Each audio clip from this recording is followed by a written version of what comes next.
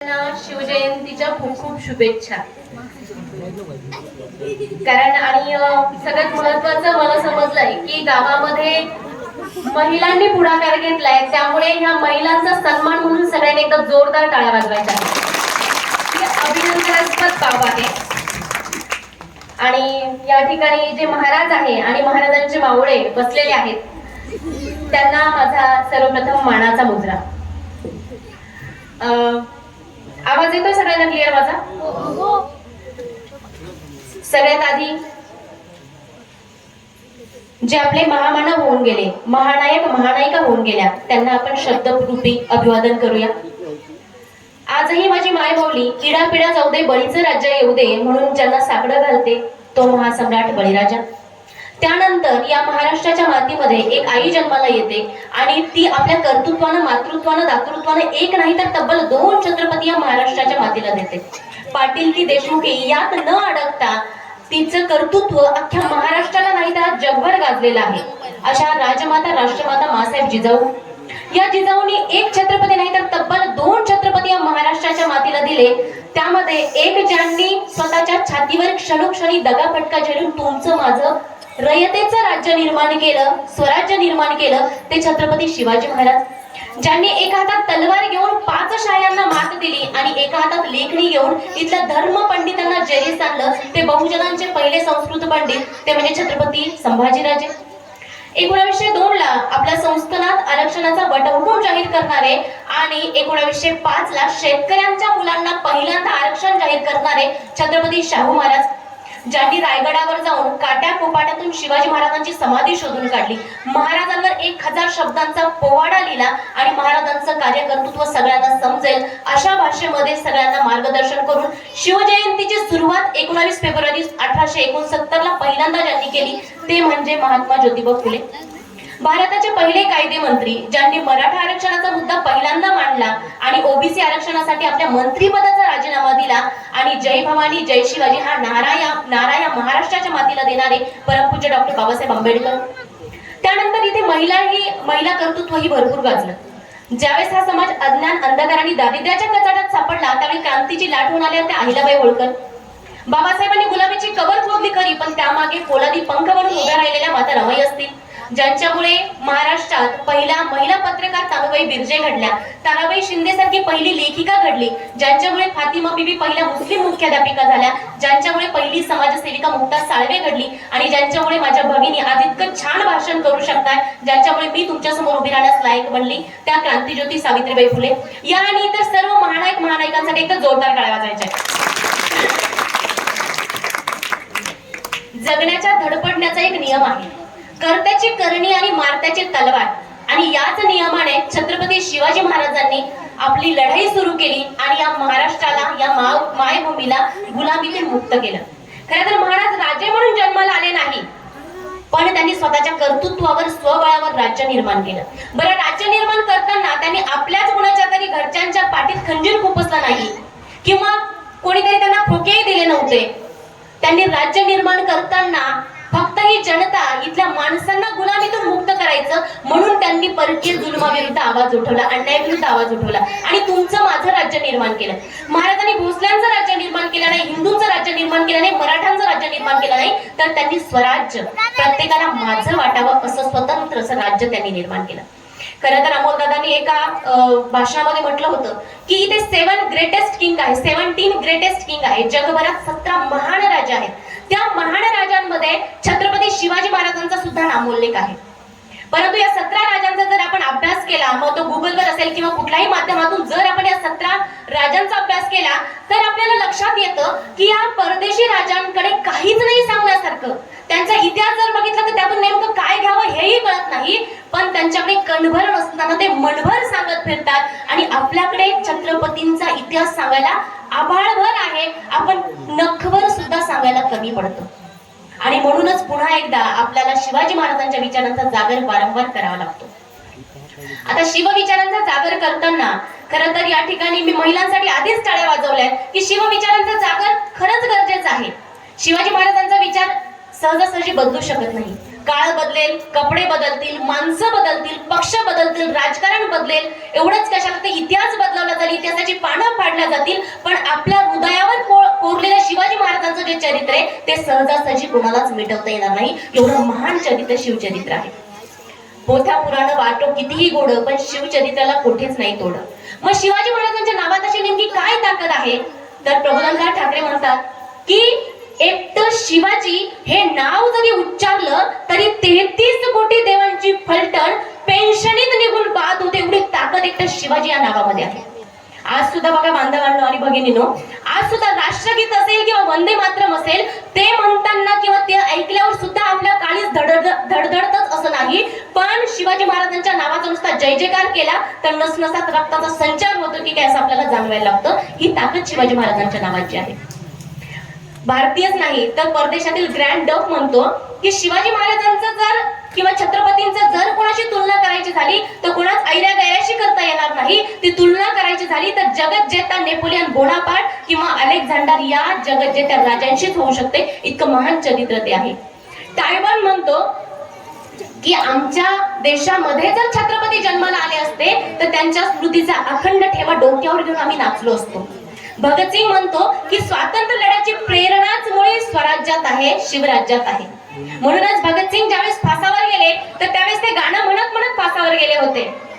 जिस चोले को पहन शिवाजी खेले अपनी जान पर, जिस चोले को पहन शिवाजी खेले अपनी जान पर, उस चोले को पहन के निकला हम मस्तों का टोला, माहे रंग दे बसंती चोला, माहे रंग दे बसंती चोला. म्हणजे बघा, फासावर जाणारा माणूस सुद्धा शिवाजी महाराजांचं नाव घेऊन स्फुरण गीत गातोय. इतकी ताकद त्या शिवचरित्रामध्ये आहे. आज ज्या संविधानावर आपला देश चालतो ते संविधान ज्यावेळेस डॉक्टर बाबासाहेबांनी पुढे आणलं त्यावेळेस त्यांना विचारलं होतं परकीय लोकांनी की तुम्ही संविधानाची जी विचारधारा आहे किंवा संविधानाची जी थीम आहे ते कोणत्या देशाकडनं घेतली? तर त्यावेळेस ते म्हटले होते जिथं मूल्य जोपासणारे शिवाजी महाराजांचे विचार आहे त्या ठिकाणी आम्हाला कोणत्याही देशाचं संविधान घेण्याची गरज नाही. इतकी ताकद त्या शिवाजी महाराजांच्या नावात आहे. परंतु ही ताकद का आहे, का आठवावी लागतात आपल्याला शिवाजी महाराज? आणि हे करण्यासाठी केवळ आपल्याला मोगलांच्या लढाया किंवा शिवाजी महाराजांनी केलेले गनिमी कावे याच्याही पलीकडे जाऊन जर आपल्याला शिवाजी महाराजांच्या कार्यकर्तृत्वाची उंची करायची असेल तर आपल्याला थोडंसं इतिहासात डोकावं लागेल. आपण जर इतिहासात डोकावून पाहिलं तर 12व्या शतकामध्ये राजा रामदेव राय हा शेवटचा यादव कुलीन मराठी राजा तो संपला. तो संपताना कसा संपला तर त्यावेळेस या ठिकाणी मुघलांनी त्यांचं मस्तक छाटून ते विजापुराच्या गटाराच्या तोंडाशी बांधलं आणि त्याच्यावरून मलमूत्रादी विष्ठा वाहू दिली. एवढी घोर विटंबना त्या मराठी राजाची झाली. बरं, ही विटंबना का केली तर कुणीही पुन्हा दुसरं पुढे येऊ नये, कुणी विरोधाला जागृत होऊ नये. बरं, एवढंच कशाला तर मोगलांनी सत्ता मदाच्या नादात अनेक अन्याय अत्याचार केले, पण त्यापेक्षा जास्त अन्याय आणि अत्याचार जर कोणी केले असतील तर डच, फ्रेंच आणि पोर्तुगीज यांनी या भारत बंडवर इथल्या माय माऊल्यांवर केलेले आहेत. ज्यावेळेस वास्को द गामा, आपण इतिहासाच्या पुस्तकात नाव ऐकतो, वास्को द गामा ज्यावेळेस इथे आला, कालिकत बंदरावरनं भारतात आला, तर त्यावेळेस इथे जो झामोरियन राजा होता त्या झामोरियन राजाने काही स्वागतासाठी ब्राह्मण मंत्री पाठवले होते. त्या मंत्र्यांचे कान कापून तिथे कुत्र्याचे कान शिवले आणि त्यांना परत पाठवलं. पुन्हा कुणीही डोकं वर काढू नये. एवढंच कशाला तर कालिकत बंदरावर बेसावध असलेल्या 800 नावाड्यांवर तोफांचा मारा केला. त्या 800 नावाड्यांचे हात, कान, नाक कापले आणि त्या ठिकाणी ते कान नाक ताटात भरून झामोऱ्यांच्या राजाला परत पाठवले आणि सांगितलं की याची भाजी करून खा. तिथल्या ज्या महिला होत्या काम करणाऱ्या त्या महिलांकडनं त्यांचे मुलं हिसकावून घेतले. ते जात्यात दळण्याचं पातक काही लोकांनी केलं, पोर्तुगीजांनी केलं, पण ते अजूनही आपल्याला माहित नाही. आई देखत लेकीवर, लेकी देखत आईवर अत्याचार केले. इतका घोर अन्याय आणि अत्याचार होत. बरं, हिंदूंवरच होत होता का तर नाही. गोव्यामध्ये ज्यावेळेस अल्बान्सो अल्बुकर्क नावाचा राजा किंवा परदेशी पोर्तुगीज भारतात आला तर त्यावेळेस इथला तिथला गोव्यातील जो हिंदू राजा होता त्याने राष्ट्रद्रोह केला तिमय्या गरसप्पा नावाच्या. आणि त्या तिमय्या गरसप्पाने राष्ट्रद्रोह केल्यानंतर तिथले जेवढे मुस्लिम बांधव होते त्या सगळ्यांच्या सरेआम भर दिवसा कत्तली झाल्या आणि त्यांच्या विधवा महिलांचा पुनर्विवाह करण्यात आला बळजबरीने. बरं, हे सगळं कुठे आहे तर प्रबोधनकारांचं ज्वलंत हिंदुत्व हे पुस्तकाच्या पान नंबर 37 वर त्यांनी हे सगळे मुद्दे लिहून ठेवले पुराव्यादिशी. म्हणजे एवढा अन्याय अत्याचार होत होता तर त्यावेळेस आपले लोक काय करत होते तर त्यावेळेस सगळ्या राजांचे जे वकील होते ते मोगलांची चाकरी करत होते. आणि मग त्या मोगलांना दत्तगुरु प्रसन्न अफवा पसरवून त्यांच्याकडनं ज्या स्वर्ण मुद्रा घेत होते ते मंत्र म्हणून पवित्र करून आपला उदरनिर्वाह चालवत होते. आणि इथले राजे त्यावेळेस काय करत होते जे सत्तेत होते ते, तर मोगलांसोबत रोटी बेटी व्यवहार करून आपले स्वतःचे जीव वाचवत होते, स्वतःचं राज्य आणि परिवार वाचवत होते. मग या गोरगरिबांचा रयतेचा वाली त्यावेळेस कोण होता? तर त्यावेळेस वाली बनून आले ते जिजाऊ आणि शिवबा. जिजाऊ आणि शहाजीराजे यांनी स्वराज्याची संकल्पनाच केली नाही, तर ते स्वराज्याचं स्वप्न सत्यात उतरवलं ते छत्रपती शिवाजी महाराज यांनी. शिवाजी महाराजांचा जन्म 1630 ला झाला. संस्कार खरं तर गर्भातूनच चालू होतात. आजकाल गर्भसंस्कार हा प्रकार आपण ऐकत असाल की गर्भसंस्काराचे वर्ग होतात, गर्भसंस्कारासाठी डॉक्टरकडे जातो. पण गर्भसंस्कार जिजाऊंनी त्या काळी कसे दिले बघा. शिवाजी महाराज गर्भात 26 जुलै 1629 निजामशाहीमध्ये, निजामाच्या दरबारामध्ये जिजाऊंचे वडील, जिजाऊंचा भाऊ, जिजाऊंचे भाचे, जवळजवळ 40 लोकांची भर दरबारात कत्तल करण्यात आली, खून करण्यात आले. जिजाऊ गरोदर शिवनेरीवर. मोगलांचा पाठलाग सुरक्षित ठिकाणी ठेवायचं म्हणून शहाजीराजेंनी त्यांना शिवनेरीवर ठेवलेलं.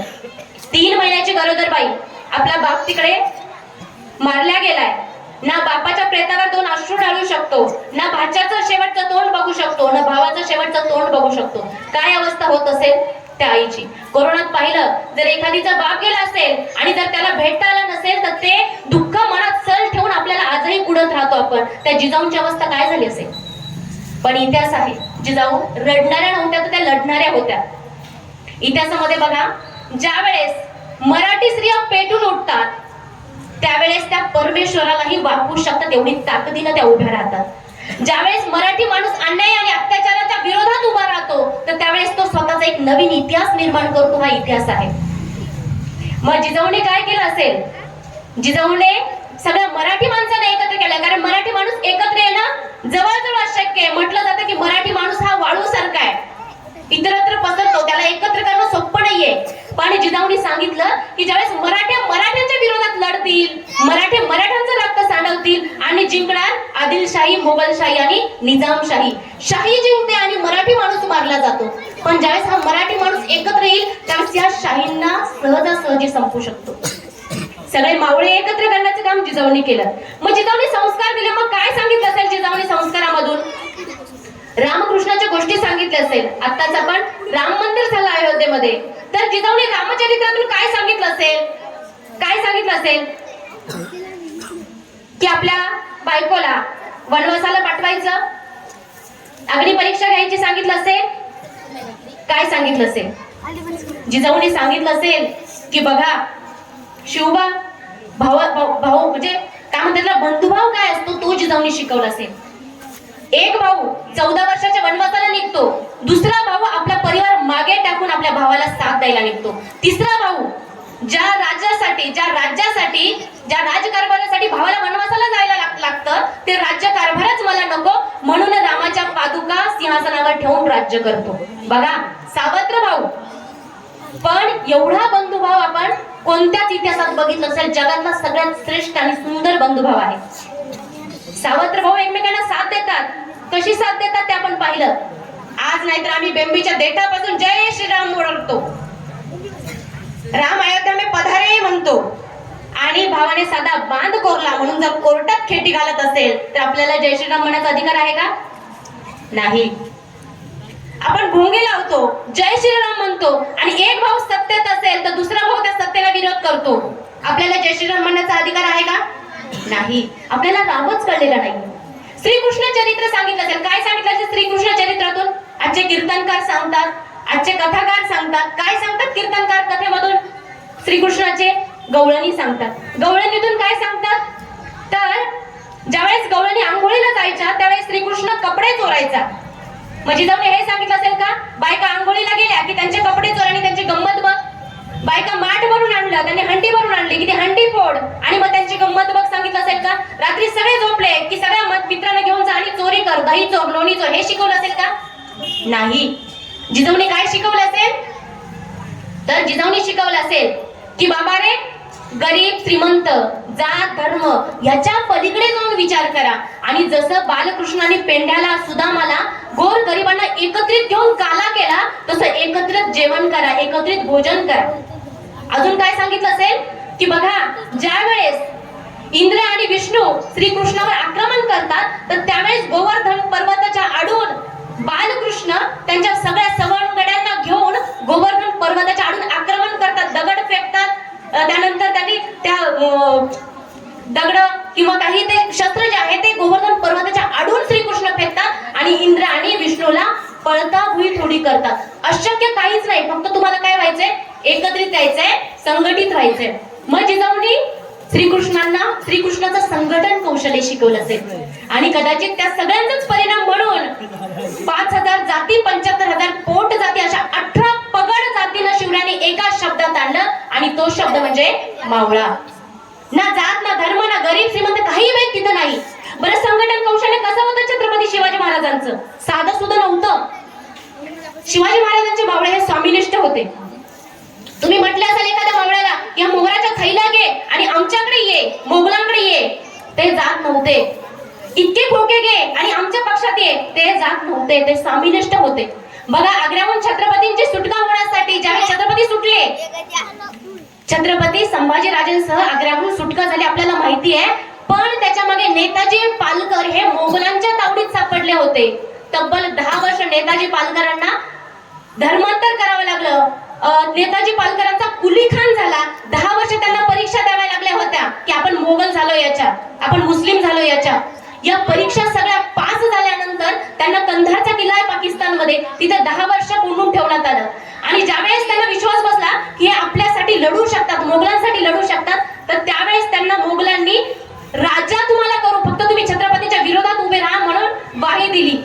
ज्यावेळेस मोहम्मद कुली खान महाराजांच्या विरोधात लढण्यासाठी आला, तर त्यावेळेस तो स्वराज्यात सामील झाला आणि महाराष्ट्रात आल्याबरोबर त्यांनी महाराजांची गळाभेट घेतली. महाराजांनी सुद्धा त्यांना धर्मयुक्त धर्मात घेतलं, मंत्र वगैरे सगळं विधियुक्त धर्मात घेतलं आणि पुन्हा मोहम्मद कुली खानाचा पुन्हा नेताजी पालकर झाला. प्रति शिवाजी म्हणून इतिहासात ओळख झालेली आहे. ज्यावेळेस बघा, तानाजी मुलाचं लग्न आहे, तानाजी शिवाजी महाराजांना म्हणतो की यावेळी म्या जातो राज, यावेळी म्या जातो, काही जर झालं तर माझं होईल, माझ्या जीवाचं बरं वाईट होईल, पण तुम्ही जाता का म्हणाय. का तर एक तानाजी मेला तर चालेल पण लाखाचं पोशिंद जगलं पाहिजे. एक तानाजी मेलं तर चालेल पण लाखाचं पोशिंद जगलं पाहिजे. त्यांना माहित होतं महाराज आहे तर रयत जिवंत राहणार आहे, रयत आहे, आणि जर महाराजच नाही तर पुन्हा ती गुलामगिरी आहेच. म्हणून त्यांचा राजांवर विश्वास होता, म्हणून प्रत्येक जण प्राणाची बाजी लावायला तयार होतं. बघा, म्हणूनच शिवाजी महाराजांच्या पाठीवरचा वार छातीवर झेलणारा जीवा माले नाभिक समाजाचा होता तो, पण त्यांना आपल्या शिवाजी महाराजांच्या पाठीवरचा वार छातीत झेलण्याचं दमक दाखवलं. मेलो तरी शिवाजी महाराज म्हणून मरेल हा अभिमान त्यांच्यामध्ये होता.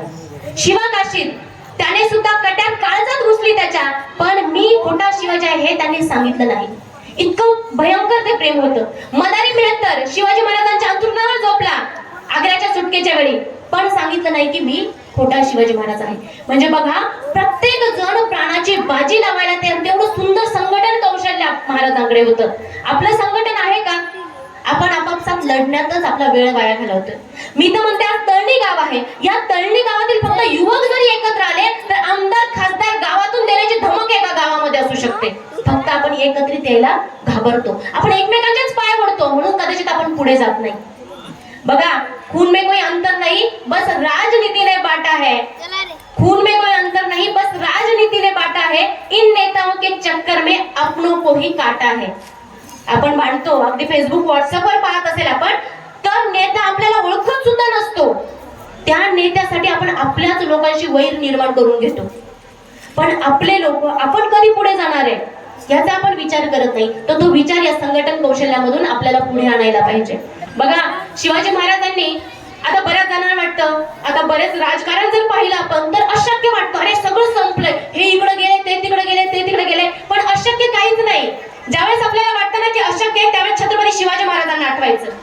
फक्त 5 मावळे होते, येसाजी, कंकाजी, कडतुजी, कोंढाजी, या सगळ्यांना घेऊन छत्रपती शिवाजी महाराजांनी तोरणा लढला होता. तर शिवाजी महाराजांनी ज्यावेळेस तोरणा लढवला होता त्यावेळेस औरंगजेब म्हणाला होता, यह कुछ कर सकते हैं मराठे, मराठे मरेल पण हटणार नाही असा मराठा, यह कुछ कर सकते हैं मराठे. त्याच मराठी माणसाने या 18 पगड जातीच्या लोकांना एकत्रित घेऊन तोरणाच नाही तर अख्खं स्वराज्य मिळवलं, स्वतःचा अभिषेक, तर राज्याभिषेक करून घेतला आणि त्या औरंगजेबाच्या छाताडावर पाय देऊन अभिषेक पहिले राजे झाले आणि 12 मावळात आशिया खंडात एकच नारा दुमदुमला, काय असेल? छत्रपती शिवाजी महाराज की जय. आवाज, छत्रपती शिवाजी महाराज की जय. कसा माझा बसलाय, आवाज तुमचा कमी येतोय. छत्रपती शिवाजी महाराज की जय. क्या बात आहे. बघा, म्हणजे इतकी ताकद शिवाजी महाराजांच्या चरित्रात आहे. अशक्य जेव्हा वाटेल तेव्हा तोरण्याची लढाई आठवायची. आपलं जे बळ आहे ते पुन्हा एकवटायला लागतं. बघा, शिवाजी महाराज फक्त 12 वर्षाचे होते. पुण्या परगण्याची जहागिरी शिवाजी महाराजांना मिळाली. बघा, शहाजीराजांना 3 जहागिरी मिळाली. तंजावरची जहागिरी त्यांनी व्यंकोजी राजेंना दिली. कर्नाटकची जहागिरी त्यांनी स्वतः संभाजी राजे जे त्यांचे ज्येष्ठ पुत्र होते त्यांच्यासोबत सांभाळली. आणि पुणे, सुपे, चाकण, परगण्याची जहागिरी त्यांनी जिजाऊ आणि शिवबांवर सोपवली. आता ज्यावेळेस 1642 ला ज्यावेळेस जिजाऊ शिवबांना घेऊन पुणे परगण्याच्या जहागिरीवर आले, त्यावेळेस त्यांनी पाहिलं की पुण्यामध्ये तर काहीच नाही. आज विद्याचं माहेरघर आहे पुणे, एवढं मोठं पुणे आहे. शनिवारवाडा पाहायला आपण जातो, पण शनिवारवाड्याची हिस्ट्री पाहिली तर ज्यावेळेस 1642 ला जिजाऊ शिवबा पुण्यात आले त्यावेळेस पुण्यात चिटपाखरूही नव्हतं. जिथपर्यंत नजर जाईल जिथपर्यंत फक्त ओसाड आणि ओसाड जमीन, काहीच नाही. बरं, तिथले लोक कुठे गेले होते? तर त्यावेळेस जवळजवळ 1629 मध्ये आदिलशहाचा जो चाकर होता, आदिलशहाचा जो सरदार होता मुरार जगदेव, याने त्या ठिकाणी एक 12 फुटी पहार रोवली होती. त्यावर एक तुटकी चप्पल, तुटकी केरसुनी आणि एक फुटकी कवडी टांगली होती. बायकांना माहिती आहे कशाची चिन्ह आहे? हे अपशकुनाचे चिन्ह आहे. जो कोणी तिथं राहायला जाईल, त्या जमिनीवर राहायला जाईल, त्याचा निर्वंश होईल म्हणे. अशा पद्धतीची अफवा पसरवली होती. दूर दूर पर्यंत कोणी तिथं राहायला येत नव्हतं. शेतकरी तर दूरची गोष्ट आहे. एक माणूस पुढे आला आणि म्हणाला जिजाऊ आणि शिवबांना की राजा, जिजाऊ तुम्ही इथे राहू नका. जर तुम्ही इथे राहिले तर तुमचा निर्वंश होईल. त्यावेळेस जिजाऊ म्हणाल्या, अरे होऊ दे, झाला तर माझा निर्वंश, आम्ही राहू इथे. आणि सांगितलं शिवाजी महाराजांना, बाळ शिवबा नांगर धरा. पहिल्यांदा सोन्याचा नांगर त्या पुण्याच्या जमिनीवर चालला. जिजापूर त्याचं नाव त्यावेळी जिजापूर असं ठेवण्यात आलं. आणि त्या ठिकाणी जिजाऊने 3000 एकर जमीन झांबरे पाटलाकडनं विकत घेतली आणि त्या ठिकाणी लाल महालाची बांधणी केली. आज त्या ठिकाणी शनिवार वाडा उभा आहे, पण ती लाल महालाची जागा जिजाऊनी स्वतः पैसे रोख रक्कम देऊन 3000 एकर जमीन विकत घेतलेली होती. खरं तर पुण्यामध्ये शिवजन्मोत्सव किंवा जिजाऊ जन्मोत्सव खूप मोठ्या जल्लोषात व्हायला हवा, सिंदखेड पेक्षाही जास्त मोठ्या जल्लोषात. पण आपला दुर्दैव, आपला इतिहास आपल्याला माहित नव्हता, म्हणून आपण आजही शनिवार वाड्याचे गुणगान गात आहोत. बघा, नुसती जमीन विकत घेऊन लाल महाल बांधला का? नाही. जर स्वतः राजे येऊन तिथे राहताय, जर जिजाऊ तिथे येऊन राहताय, तिथे तुकाराम महाराजांचे कीर्तन होत आहे लाल महालातून, तर मग आम जनता, सर्वसामान्य रहित तिथे का राहायला येऊ नये? तिथे सगळे लोक जमा व्हायला लागले आणि हळूहळू त्या जागेचं रूपांतर गावामध्ये झालं. ते जिजापूर असं वसवलं त्यांनी की त्या ठिकाणी त्यांनी फक्त जिजापूर वसवलं नाही, तर सगळ्यात आधी शेतकऱ्यांना जमिनी वाटून दिल्या. जिजाऊ त्या ठिकाणी किंवा शिवबा त्या ठिकाणी जाईपर्यंत किंवा शिवराज्य येण्याच्या आधी जर तुम्ही राज्यांचा इतिहास केला तर त्या ठिकाणी जहागीरदारी होती, वतनदारी होती. म्हणजे काय? तर बघा, कर वसूल करण्याचा अधिकार जहागीरदाराला असायचा, वतनदार असायचा, बलुती असायचा, कुलकर्णी असायचा, देशमुख असायचा, पाटील असायचा, सर देशमुख असायचा. एवढ्या सगळ्या चक्रातून आपला शेतसारा जो आहे तो जायचा. मग आता जहागीरदाराला शेतसारा देताना पहिल्यांदा बलुती यायचा, तो शेतकऱ्यांकडनं कर वसूल करायचा, तो त्याचा काही भाग घ्यायचा, अर्धा पुढे कुलकर्णाला द्यायचा, कुलकर्णी त्यातला अर्धा घ्यायचा पुढे पाटलाला, पाटील अर्धा घेऊन सर देशमुखाला, असं करत करत मग त्याच्यातला वतनदाराला, मग जहागीरदाराला, जहागीरदार त्यातून अर्धा घेऊन बाकीचा राजाला द्यायचा. राजा खुश, जहागीरदार खुश, पण शेतकऱ्यांचं मात्र मरण व्हायचं. का? तर शेतसारा वाटेल तो, जो जमेल त्या पद्धतीने वसूल केला जायचा, त्याला कुठलीही मर्यादा नव्हती. सगळ्यात आधी महाराज ज्यावेळेस राज्य कारभाराला सुरुवात केली तर त्यांनी आधी जहागीरदारी आणि वतनदारी बंद केली. शेत जमिनीची मोजणी केली. आज 7/12 आपण म्हणतो, त्या 7/12शिवाय आपलं कोणतंच काम होत नाही. त्या 7/12 किंवा शेत जमिनीची मोजणी करण्याचं काम पहिल्यांदा छत्रपतींनी केले.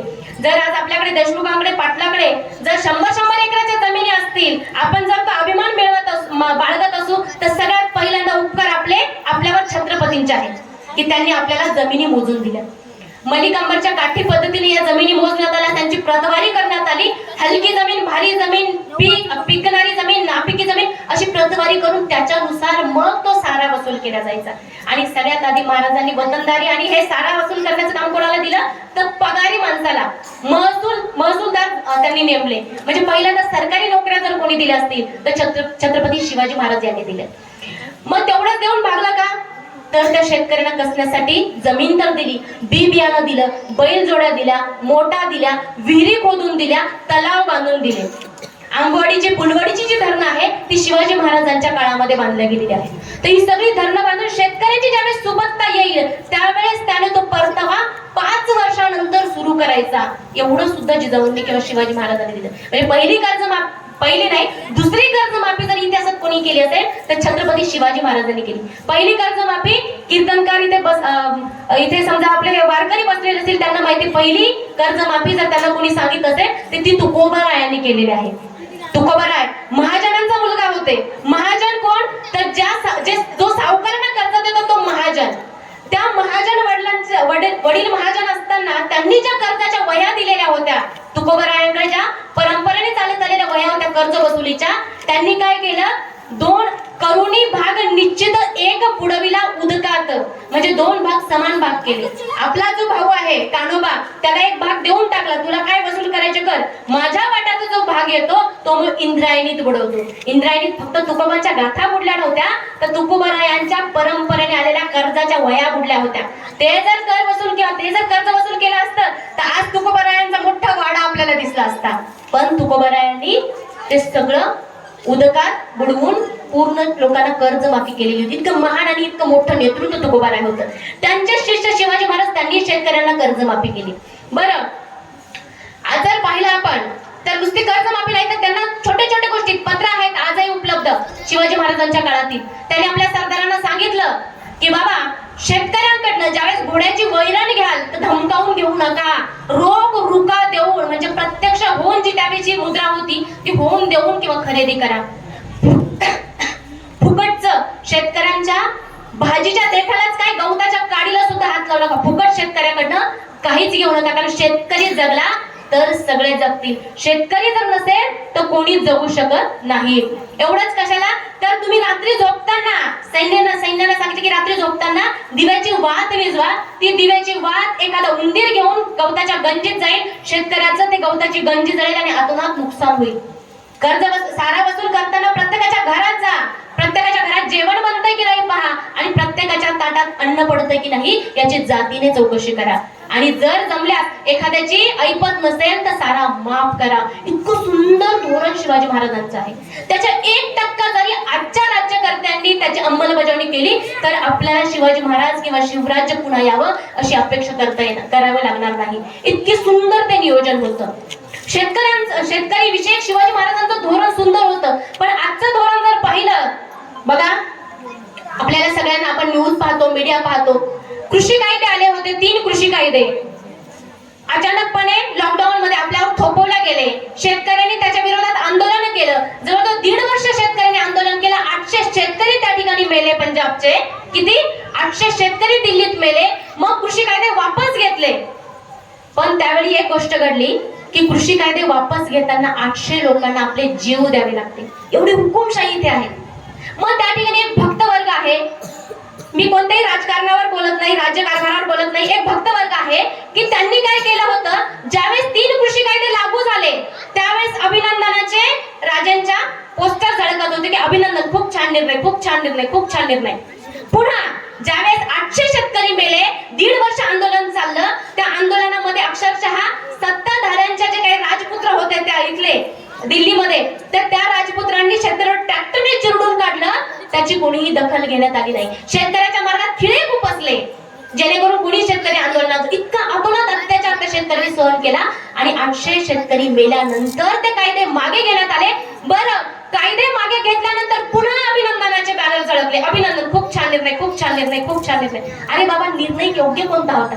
कायदे केल्याचा निर्णय योग्य होता की कायदे मागे घेतल्याचा? माहित काहीच नाही. खरं तर बघा, ज्यावेळेस राजकारणामध्ये किंवा तेव्हा धर्मातला भक्ती मार्ग जो आहे ना तो आपल्या मुक्तीचा मार्ग असू शकतो, पण राजकारणातला भक्तीचा मार्ग अधोगतीचा मार्ग असतो. त्या ठिकाणी आपण तल्लख बुद्धीने आणि आपला स्वतःचा सद्वेळ जागृत करून विचार करण्याची गरज असते. बघा, ज्यावेळेस महात्मा फुले ड्यू आणि डच यांच्या बंगल्यावर गेले होते तर त्यावेळेस महात्मा फुले त्या ड्यू आणि डच अधिकाऱ्यांना म्हटले होते की तुम्हाला भारताची प्रगती दिसत असेल पण तुम्ही या सुटाफुटातल्या व्यापाऱ्यांकडे पाहून भारताची प्रगती ठरवू नका. जर तुम्हाला भारताची प्रगती पाहिजे असेल तर तुम्ही शेतकऱ्याच्या बांधावर जा, तिथे काबाड कष्ट करणारा, काटाकुपट उचलणारा शेतकरी पहा आणि मग ठरवा की खरंच हा देश प्रगत आहे की नाही. कारण सुटाफुटातल्या व्यापाऱ्यांकडे बघून जर तुम्ही प्रगती ठरवत असाल तर ती सडलेल्या पानावर आलेली हिरवळ आहे, वरवरून तुम्हाला दिसते, मात्र मुळात ती तशी नाही.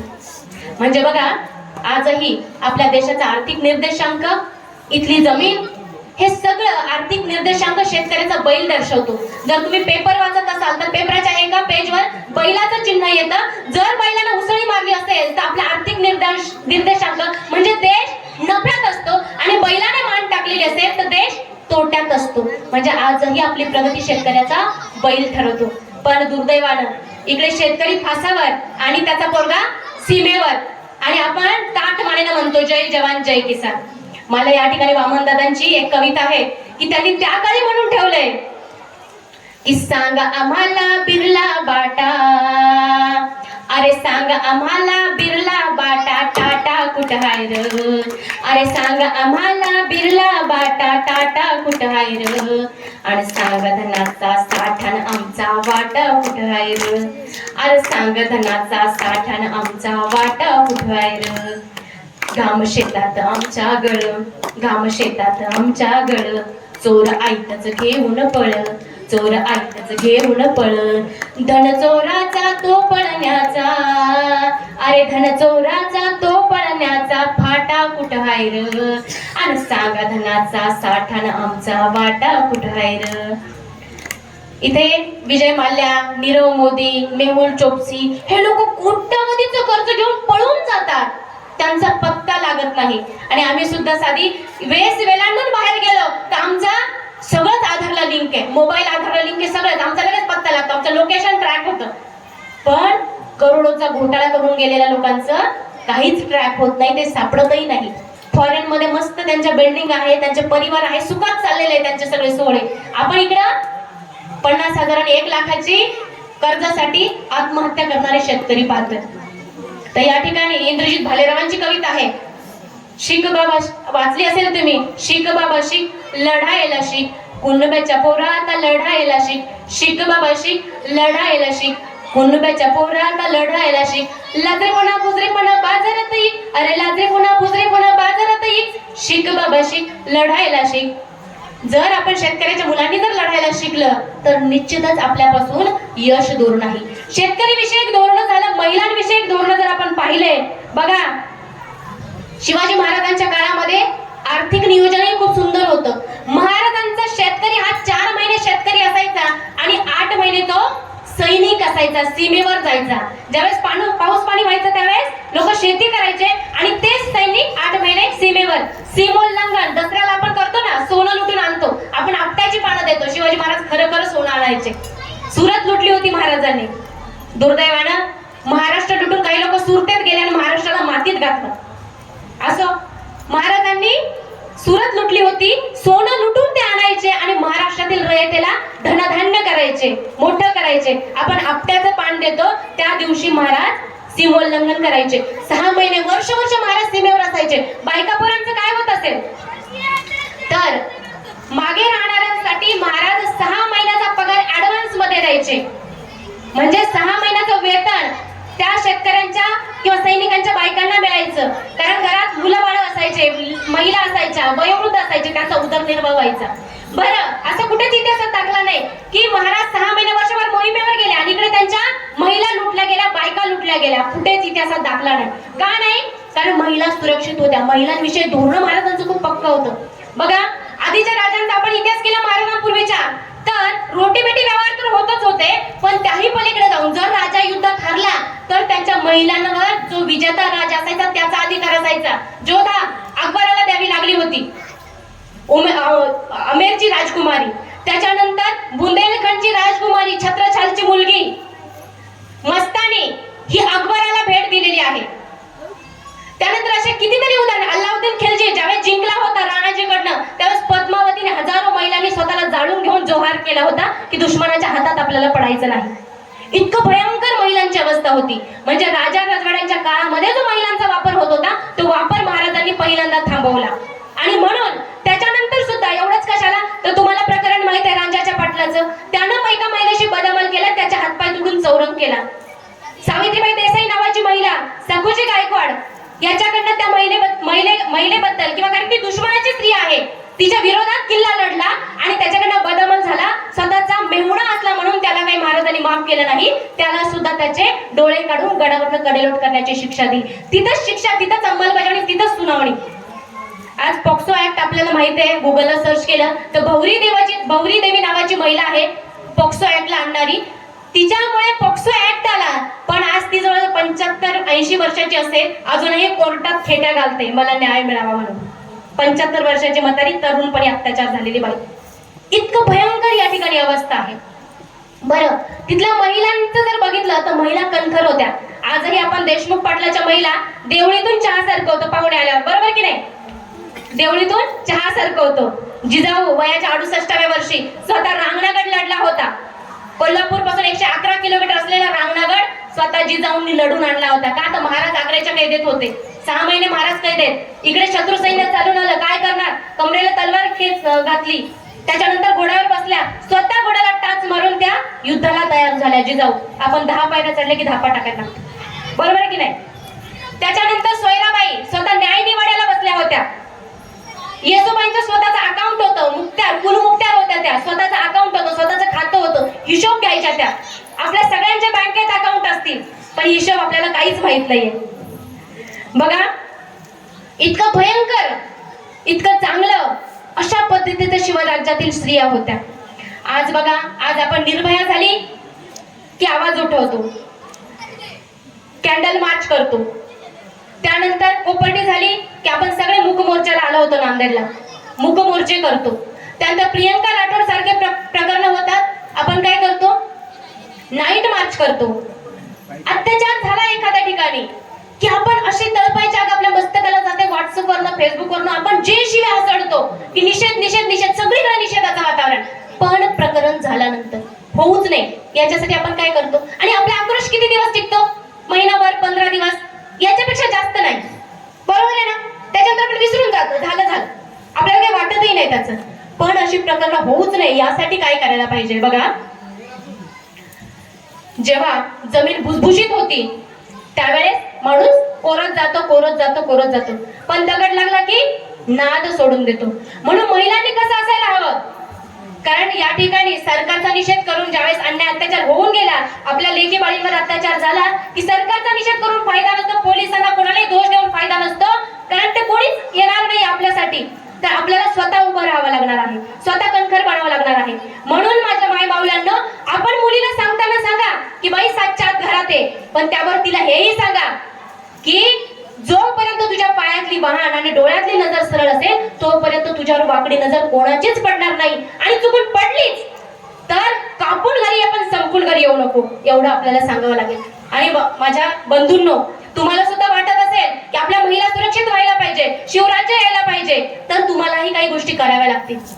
तुम्हाला सुद्धा जर वाटलं की गल्लीतून जाणारी किंवा इकडून तिकडून फिरणारी आपली एखादी भगिनी आहे आणि तिच्या मागे जर कोणी लागलं असेल किंवा तुम्हाला संशय आला, तर तिथंच आपल्या हाताची चपराक त्या माणसाच्या कानशिलात पडली पाहिजे. एखादी महिला भगिनी बसमध्ये चढलेली आहे, तिला कोणाचा धक्का जाणून बुजून लागतोय, वाटलं की तिथं कानशिलात बसली पाहिजे, त्यावेळेस आपला दरारा निर्माण होईल आणि या ठिकाणी महिला आणि भगिनीवरचे अत्याचार कमी होतील. बघा, महाराजांच्या जवळ जायचं असेल तर फक्त महाराजांसारखी दाढी राखून फायदा नाही, महाराजांसारखा टिळा लावून फायदा नाही, गाड्यांचे ते काय म्हणतात सायलेन्सर काढून फटफट वाजवण्यात तर काहीच फायदा नाही. म्हणजे ती जी जमात आहे गाड्यांचे सायलेन्सर काढून फटफट्या वाजवणारी, ती सगळी महाराष्ट्रांच्या किंवा महाराजांच्या विचारांना मातीत घालणारी जमात आहे, लक्षात ठेवा. त्यांच्या सुद्धा कांचना तोडली तर काहीच म्हणजे हरकत नाही.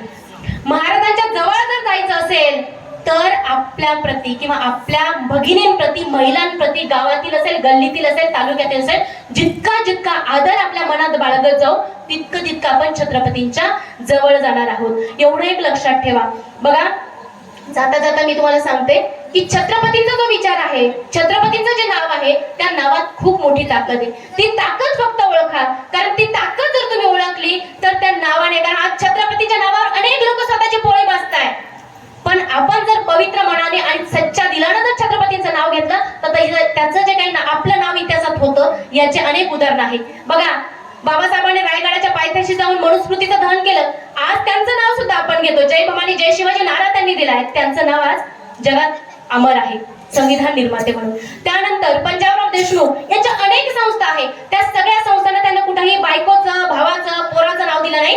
सगळ्या संस्थांना त्यांनी शिवाजी संस्था म्हणून नाव दिलेलं आहे. छत्रपतींचं नाव त्यांनी दिलेलं आहे. कर्मवीर भाऊराव पाटील जातीनं जैन माणूस आहे, पण ज्यावेळेस त्यांचं हॉस्टेल शिवाजी हॉस्टेल ज्यावेळेस त्यांचं बंद पडलं, त्यावेळेस बाळासाहेब खैरे यांनी त्यांना सांगितलं की 5 लाख रुपये तुम्हाला भरावे लागतील. एक मारवाडी त्यांच्याकडे 5 लाखाची थैली घेऊन आला आणि त्या मारवाड्याने सांगितलं की मी आता हे 5 लाख देतो, फक्त तुम्ही काय करा की शिवाजी विद्यालय हे नाव बदलून फक्त तुम्ही काय करा, माझ्या वडिलांचं नाव द्या.